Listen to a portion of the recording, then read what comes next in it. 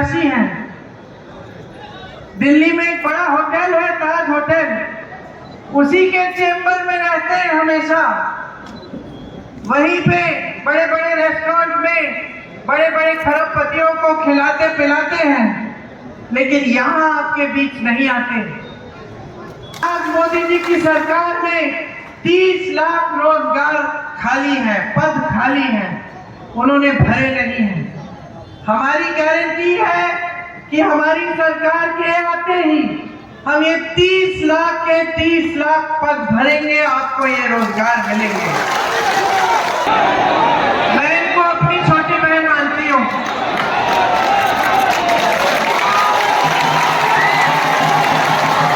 सब नेताओं से मुझे सबसे ज्यादा पसंद कल्पना जी है।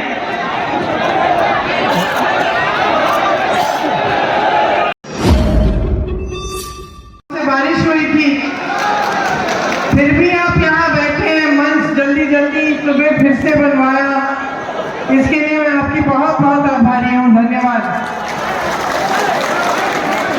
श्री गुलाम अहमद मीर जी, श्री राजेश ठाकुर जी, श्री प्रदीप यादव जी, श्रीमती दीपिका पांडे जी, श्री बादल पत्रलेख जी, श्री इरफान अंसारी जी, श्री सुरेश पासवान जी, श्री दिनेश यादव जी, मंच पर आसीन सभी नेतागण, सभी कांग्रेस के पदाधिकारी, सभी मेरे कार्यकर्ता भाइयों और बहनों का भी इस सभा में बहुत बहुत स्वागत, और आप सबका बहुत बहुत स्वागत इस सभा में। जोहार झारखंड, बाबा बैद्यनाथ जी की जय, बाबा वासुकीनाथ जी की जय। यहाँ से जो ये क्षेत्र है, यहाँ से मेरे परिवार का पुराना रिश्ता है। आपने भी सुना होगा, पंडित नेहरू जी की समय से जब मोतिया डुमरिया गांव के एक कार्यकर्ता ने अपनी बेटी की शादी के लिए बुलाया था, तो आपने एक कहानी सुनी होगी। सुनी है? क्या सुना? कि पंडित जी को बुलाया था अपनी बेटी की शादी में। उस समय बहुत दिन लगते थे पत्र को पहुंचने में, तो पता नहीं वो पत्र पहुंचा था कि नहीं, लेकिन ऊपर से एक हवाई जहाज जा रहा था, तो सबने सोचा शायद पंडित जी आ रहे हैं। उस समय शायद पंडित जी नहीं आए, लेकिन आज मैं आ गई हूँ उनकी जगह में, बहुत सालों बाद। इंदिरा जी के दिल में बाबा बैद्यनाथ जी के लिए बहुत श्रद्धा थी, और आपके पूरे समुदाय के लिए बहुत श्रद्धा थी। मुझे याद है जब मैं छोटी थी, तो एक बार मेरे माता पिता 10-15 दिन के लिए बाहर चले गए थे कहीं घूमने, तो मैं अपनी दादी जी के कमरे में सोती थी, और रोज रात को वो मुझे सुलाने से पहले कहानी सुनाती थी। और उनकी एक सबसे उनको जो पसंद थी वो किताब थी, एक आदिवासी मछुआरे की कहानी थी, और हमको हर रोज रात को मुझे वो कहानी सुनाती थी। और सुनाते सुनाते मुझे आपकी संस्कृति के बारे में सिखाती थी। कहती थी कि किस तरह से आप पेड़ों के पौधों की एकदम अच्छी तरह से आप किस तरह से देखभाल करते हैं। बताती थी कि कैसे आपकी संस्कृति में जंगलों और नहरों और नदियों का आदर होता है। बताती थी कि कैसे आप जिस तरह पूजते हैं पूरी प्रकृति को, और जिस तरह से आप प्रकृति को कभी खराब नहीं करते, हमेशा उसका देखभाल, उसका रखवाला करते हैं, ये समझाती थी। और मुझे लगता था उस समय जब मैं छोटी थी कि उनके दिल में आपके प्रति बहुत ही श्रद्धा थी। बड़ी हुई तो समझ में आई और भी बातें, और देखा कि दादी जी जो भी जब आदिवासी क्षेत्रों में जाती थी, जो भी आप लोग देते थे उन्हें, कोई एक टोकरा देता था, कोई कुछ हाथों से बना के आपकी हस्तकला से कुछ सुंदर सा बना के देता था, सारी चीजें वो अच्छी तरह से सजा के अपने घर में रखती थी। आज भी उनका घर एक म्यूजियम बना है। आज भी अगर उस घर में जाएं तो आपको उनके कमरे में बहुत सारी ऐसी चीजें आपको दिखेंगी जिससे आपको पता चलेगा कि कितनी श्रद्धा थी उनके दिल में आपके लिए। तो उन्होंने बचपन में हमें ये सब चीजें सिखाई, लेकिन इसके साथ साथ ये जो उनकी श्रद्धा थी पूरे आदिवासी समाज के लिए, वो श्रद्धा कांग्रेस पार्टी की नीतियों में भी आपको प्रकट होती है, वो दिखती है। तो इंदिरा जी ने जल, जंगल और जमीन का अधिकार आपको मजबूत तरह से दिया। जमीन के पट्टे और जंगल पे जो अधिकार हैं उन्होंने ही मजबूत बनाए। आपका तो वैसे भी जो इतिहास है उस पर आपको बहुत गर्व होना चाहिए, पूरा देश का गौरव है। सिद्धू कान्हू, चांद भैरव जी और तिलका मांझी जैसे महान नेता यहीं से उभरे हैं। मैं उन सभी आदिवासी नायकों को प्रणाम करती हूँ और आपका इतिहास जो है उससे प्रेरणा लेती हूँ। हमारी जो नीतियां हैं कांग्रेस पार्टी की, वो हमेशा आपको मजबूत बनाने वाली नीतियां रही हैं। वो ठीक तरह से ना आपको पहचानती है और ना आपके लिए ठीक नीतियां बनाती है। आपने देखा होगा कि आज क्या हो रहा है देश में। आपके मुख्यमंत्री जी चुनाव से पहले ही जेल में डाल दिए जाते हैं। क्यों? फर्जी बयानों पे, फर्जी मुकदमों पे उन पे ऐसा केस डाला है जो सच हो ही नहीं सकता। फिर भी भाजपा की सरकार ने उनको जेल में डाल दिया और पूरा चुनाव आपको उनके बिना लड़ना पड़ रहा है। लेकिन एक बात है, वो शायद ठीक से आपके समाज को समझ नहीं पाए। मोदी जी ने सोचा होगा कि हेमंत सोरेन जी को जेल में डाल देंगे तो यहाँ चुनाव आसानी से जीत जाएंगे, यही सोचा होगा। लेकिन आपका समाज, आदिवासी शक्ति इतनी मजबूत है, आप में इतना गर्व है, आप में इतनी शक्ति है कि आज देखिए कल्पना जी हेमंत जी की लड़ाई लड़ रही हैं। शेरनी की तरह अभी आने वाली हैं, शेरनी की तरह सब मुसीबतों का सामना करते हुए वो उभर गई हैं और आगे आई हैं। आपके बीच हर जगह जाकर हेमंत जी की बात पहुंचा रही हैं और हमारे जो पूरे इंडिया गठबंधन के प्रोग्राम हैं उनके बारे में बता रही हैं। मैं उनको अपनी छोटी बहन मानती हूँ और नारी शक्ति की प्रतीक मानती हूँ। जब जब मैं उनको देखती हूँ मुझे बहुत खुशी होती है, मुझे बहुत गर्व होता है। सोचिए, आज तक उन्होंने राजनीति नहीं की थी, आज तक बच्चों का देखभाल कर रही थी घर पे, अचानक उनके पति को जेल में डाला जाता है, घबराती नहीं है, हिम्मत नहीं हारती, घर पे बैठ के रोती नहीं है, उठ के अपने पति की लड़ाई, अपनी समाज की लड़ाई आगे बढ़ाती है और हिम्मत से लड़ रही हैं। तो आप सबको बहुत गर्व होना चाहिए कि आपके आदिवासी समाज की शक्ति आज उनमें दिख रही है। देखिए आज देश के क्या हालात हैं। एक ऐसी सरकार है देश में जो आपका आदर नहीं करती। इसका मिसाल यही है कि आपके मुख्यमंत्री जी को चुनाव से एकदम पहले उन्होंने जेल में डाल दिया है। लेकिन एक और बड़ा मिसाल है कि इनके नेता जगह जगह जाके ये कह रहे हैं कि अगर इनको पूरी बहुमत से जिताया जाएगा तो संविधान को बदल डालेंगे। इस संविधान ने आपको अधिकार दिए हैं, इस संविधान ने आपको अपने जंगलों पे, जल पे, जमीन पे हक दिया है। इस संविधान ने आपको वोट देने का अधिकार दिया है और इस संविधान ने आपको आरक्षण दिया है।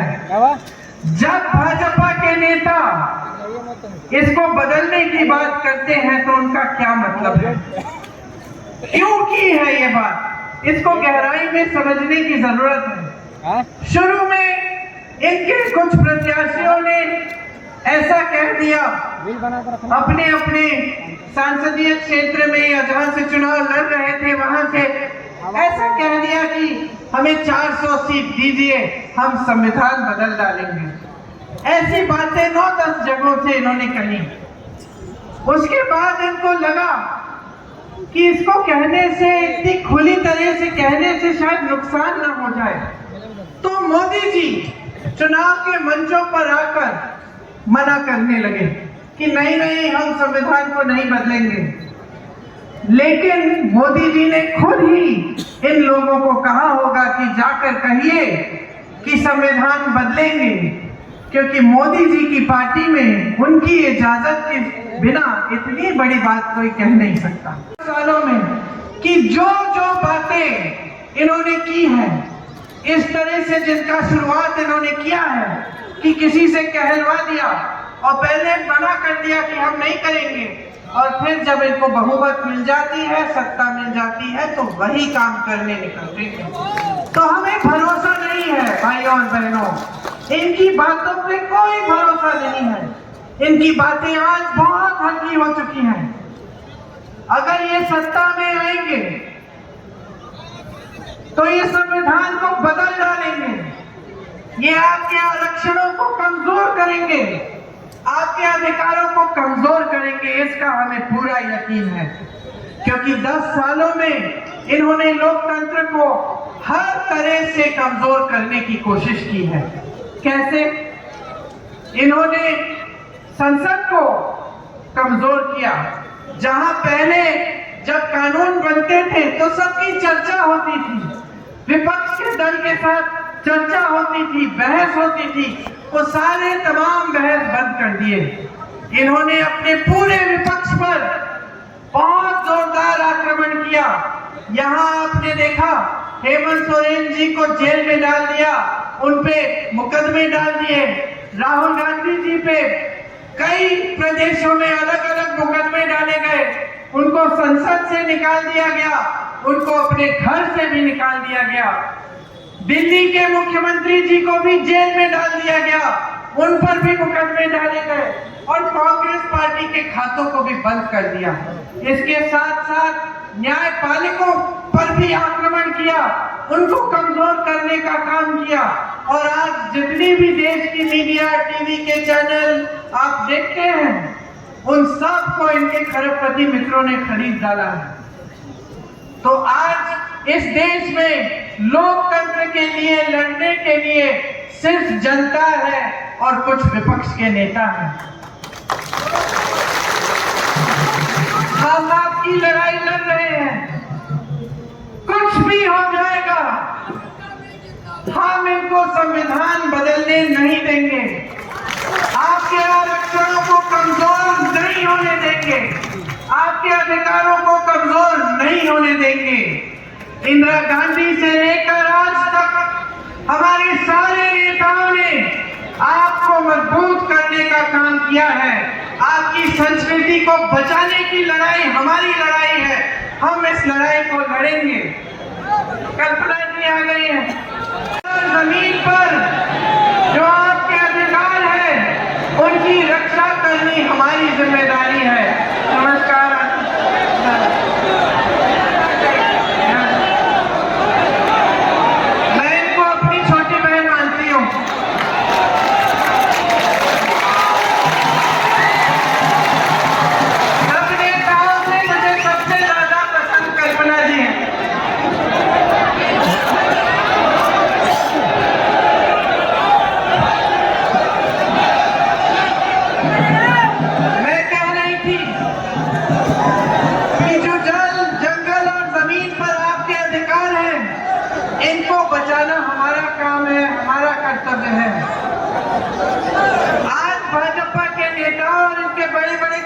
मित्रों की नजर आप ही के जल जंगल जमीन पे है। एसपीटी और सीएनटी एक्ट के साथ छेड़छाड़ करने की इच्छा है। आपने खुद यहाँ देखा कि आपकी जमीन, आपका पानी प्रधानमंत्री जी के बड़े खरबपति मित्र अडानी जी को दे दिए गए और आपको ना नौकरी मिली उन कारखानों से और ना बिजली मिलती है। सारी बिजली विदेश जाती है, आपको नहीं मिलती। ये है भाजपा की नीतियां। आज इन्होंने पूरे देश के विपक्ष पे हमला किया हुआ है, पूरी देश की मीडिया पे कब्जा किया हुआ है, ताकि आपको इनकी सच्चाई ना पता चले। इनकी सच्चाई क्या है? इनकी सच्चाई ये है कि पूरे देश में जितनी भी इनकी नीतियां हैं, सब इनके बड़े बड़े खरबपतियों के लिए बन रही हैं। जिस तरह से यहाँ पे से आपकी जमीनें ली, आपको मुआवजा ठीक ढंग से नहीं दिया, यहाँ पे बड़े बड़े खरबपतियों का खूब फायदा हुआ, लेकिन आपका फायदा नहीं हुआ। इस तरह से पूरे देश में कर रहे हैं। देश के कोयले के खदान, देश की बिजली, देश का पावर, देश के हवाई अड्डे, देश के बंदरगाह, सारे अपने बड़े बड़े खरबपति मित्रों को दे दिए गए हैं। ये लोग कर्ज माफ करते हैं अपने बड़े बड़े खरबपति मित्रों के। 16 लाख करोड़ रुपए माफ किए हैं इन्होंने सिर्फ 22-23 बड़े बड़े खरबपतियों के, और देश के किसान का 1 रुपया माफ नहीं किया। आज देश का गरीब, देश का किसान, देश की पूरी मिडिल क्लास महंगाई से जूझ रही है। आज किसान खेती करने जाता है तो खेती के हर सामान पे जीएसटी लगता है, हर सामान महंगा हो गया है। खेती से कमाई नहीं हो पाती, कर्ज लेना पड़ता है, नुकसान होता है, बारिश आती है, ओले पड़ते हैं, बाढ़ आती है तो मुआवजा तक समय पे नहीं मिलता, आपकी उपज का सही दाम भी नहीं मिलता। ये परिस्थितियां बन गई हैं कि तमाम देश में तमाम किसान कर्ज लेकर न चुकाने पाने से आत्महत्या कर लेते हैं। कर्ज चुकाने की कोशिश करते हैं, नहीं कर पाते। आज किसान को अपनी बेटी की शादी करानी हो, अपने बच्चे को पढ़ाना हो तो कर्ज लेना पड़ता है। खेती में नुकसान हो गया तो नई खेती करने के लिए कर्ज लेना पड़ता है। खाद समय पे नहीं मिलता, पेट्रोल डीजल महंगा हो गया है, हर चीज महंगाई से दबी हुई है, कमाना मुश्किल हो गया है।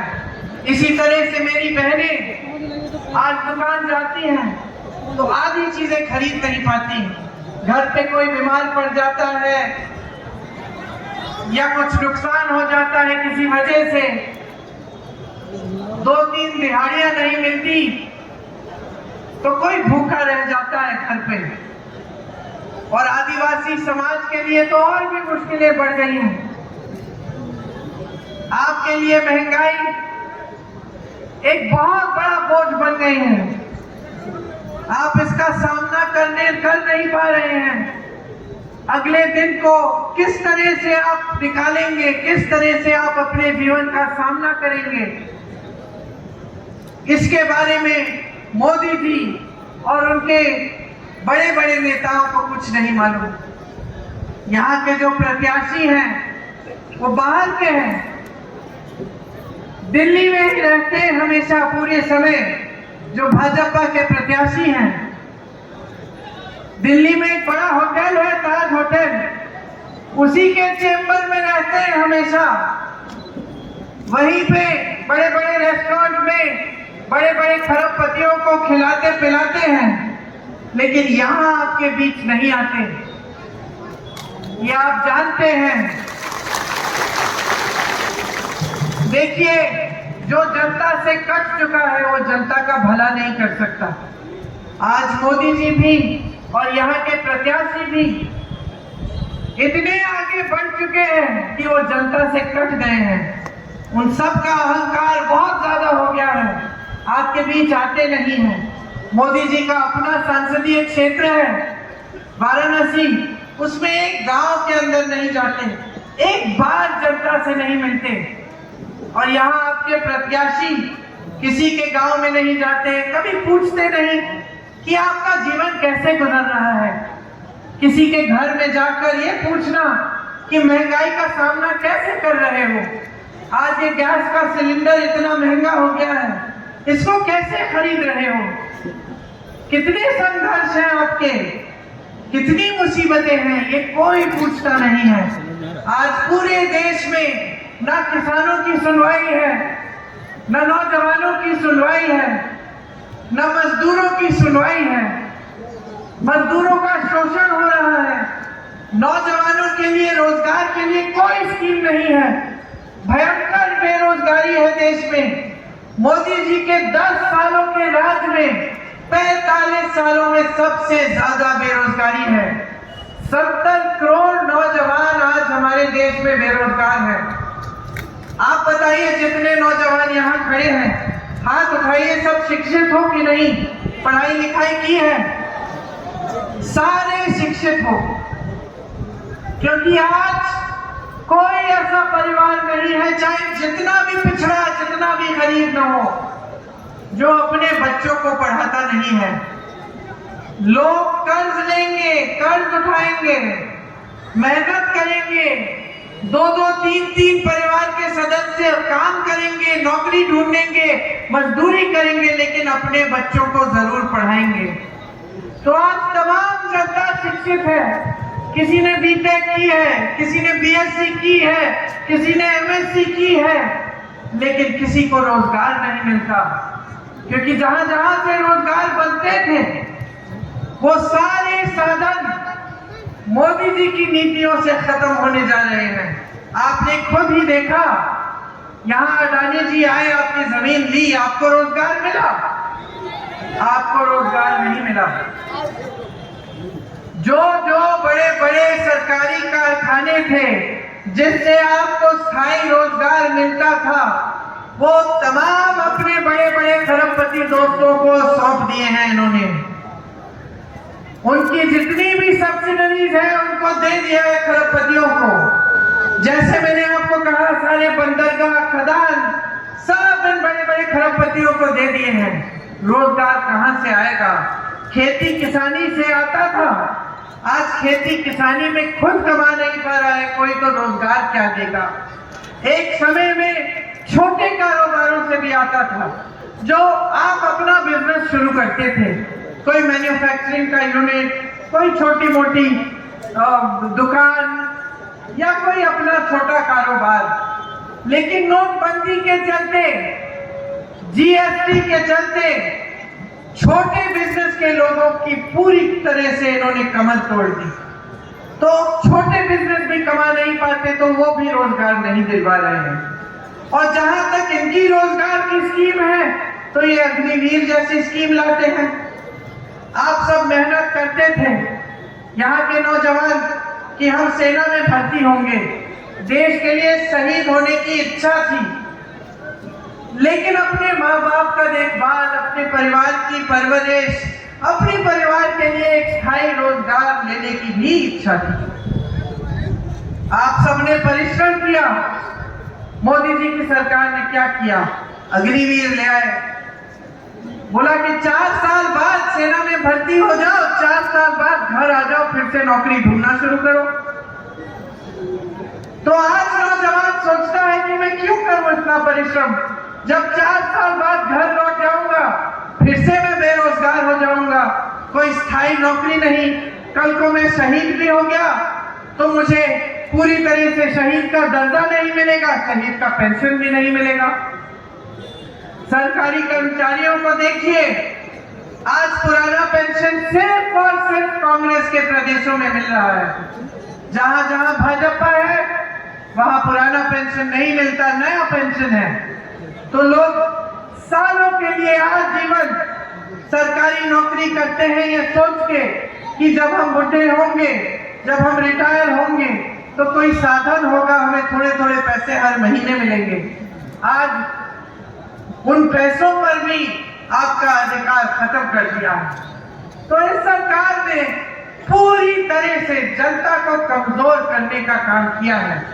ऐसी ऐसी नीतियां लाए हैं जिनसे आपकी कमर टूट रही है, जिनसे महंगाई बढ़ रही है, बेरोजगारी बढ़ रही है और आपकी कहीं पे कोई सुनवाई नहीं है। आज कांग्रेस पार्टी आपको एक गारंटी दे रही है कि किसानों के लिए हम कर्ज माफी के लिए एक स्थायी आयोग बनाएंगे। जब जब आपको कर्ज का संकट होगा, आप उस आयोग से राहत मांग सकेंगे। आपके खेतों पर जब नुकसान होगा तो 30 दिन के अंदर अंदर उसका पूरा मुआवजा आपको मिलेगा, भुगतान आपको मिलेगा। खेती के सारे सामानों से जीएसटी को हटाया जाएगा, उनको सस्ता किया जाएगा। आज आपको सही दाम नहीं मिलता उपज का, हम आपको सही दाम दिलवाएंगे, ये कानून बनाएंगे। ये आपका कानूनी अधिकार बन जाएगा कि आपको उपज के लिए न्यूनतम समर्थन मूल्य मिलना है। और जो आपकी यहाँ की उपज है, जो आपकी कुछ ऐसी उपज है जो यहाँ आपके जंगल के SC/ST का सब प्लान हम लागू करेंगे और जितने इन्होंने संशोधन किए हैं उन संशोधनों को हम ठीक करेंगे। और जिस तरह से इन्होंने आपके समुदाय, आपके समाज पर लगातार आक्रमण किया है, उस आक्रमण को हम रोकेंगे। आज पूरे देश भर में श्रमिकों का शोषण होता है। हम एक कानून लाएंगे कि पूरे देश भर में प्रतिदिन 400 रुपए से कम मजदूरी नहीं दे पाएगा कोई भी ठेकेदार हो, वो इससे कम मजदूरी नहीं दे पाएगा। जैसे हमने गांव में मनरेगा लागू किया था, आपको मालूम होगा कि गांव में मनरेगा लाने वाली कांग्रेस पार्टी थी। ये 100 दिन का जो रोजगार का आपको अधिकार मिला हर गांव में, ये कांग्रेस अधिकार लाई आपके लिए। इसी तरह से हम शहरों में भी मनरेगा लाएंगे कि शहरों में भी 100 दिन का आपको अधिकार होगा कि आपको रोजगार मिलना ही मिलना है। आपको याद होगा कि मोदी जी ने मनरेगा के खिलाफ संसद में भाषण दिया था। वो मनरेगा को बंद करना चाह रहे थे। फिर पता चला कि जनता को ये बात ठीक नहीं लगेगी, तो इन्होंने आस्ते आस्ते अपने पूरे कार्यकाल में मनरेगा को कमजोर बनाया है। कांग्रेस के आप मुफ्त में करा पाएंगे। ये काम हमने राजस्थान में जब हमारी सरकार थी करा के दिखाया। हमने जहां जहां हमारी सरकारें हैं वहां ऐसे ऐसे काम किए हैं। आज कर्नाटका में, तेलंगाना में मेरी बहनों के खातों में 2-2 हजार रुपए प्रति माह हमारी सरकार डाल रही है। इसी तरह से देश भर में हम ये करेंगे कि जो गरीब परिवार है उनमें जो सबसे बड़ी महिला है उसके खाते में हम 8,500 रुपए हर महीने डलवाएंगे।